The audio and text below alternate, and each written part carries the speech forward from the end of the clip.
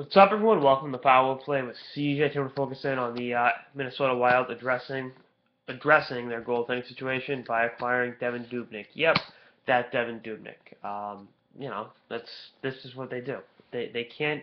First of all, I mean, I don't know what goalie you go out there in the open market and get. I mean, it's definitely a tough market to acquire a capable goalie. But Devan Dubnyk's your answer, really?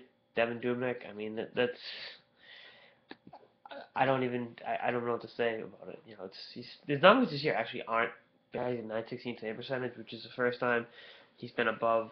Well, last year, 2 years ago, it was 920. It was really good, but I just don't see him as being the solution to the problem. I mean, I don't think San Jose is moving Niemi so you can cross him off. But 2 years ago, coming out of the lockout, I thought Bernier would have been a realistic target for them when he was with LA and LA was trying to move him. But they chose not to do anything about that, and the whole thing is just a really, really, screw up situation. They should have gone after Miller either this summer or traded for him. It would have cost them too much to trade for him, so they were right there not trading for him. But to think Darcy Kemper, Josh Harding, and Nick Backstrom, who's how old's Backstrom, like 40?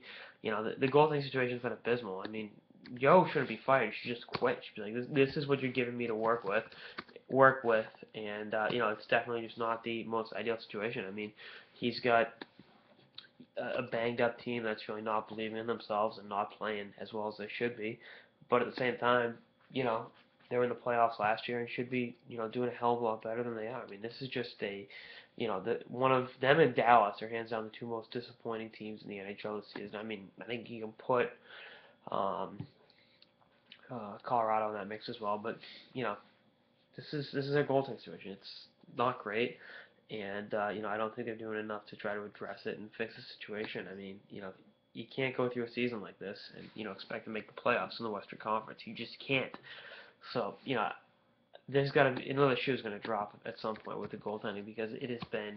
I don't think Dubnyk's going to save them. First of all, I think Arizona made a smart move trading for him. Trading him for they got a third-round pick in return, and Dubnyk's been playing better than Mike Smith, who's been playing atrocious. So you get Dubnyk out of there, you got a pick, and then you got to kind of go into having an awful year. You start him, you tank, and then you get the opportunity to draft an Eichel or McDavid. I think that's a win-win-win all around for me. But I just think the Wild should have done something more. This isn't a move that I think is going to get you anywhere.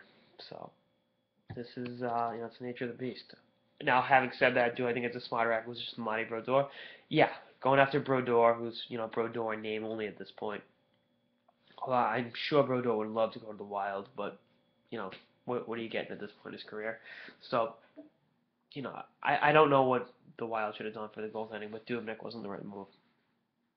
Just still doesn't add up to me. But what's this? Trade for a former Edmonton Oiler goalie every year. I mean, they got Brizgalov, and Briz didn't play bad for them at times last year, but this just isn't the right way to handle the situation. Even if they could have, I don't know, pried Jones out of LA or something. I don't think Dubnyk's gonna be the one that gets you there. So we'll see what happens.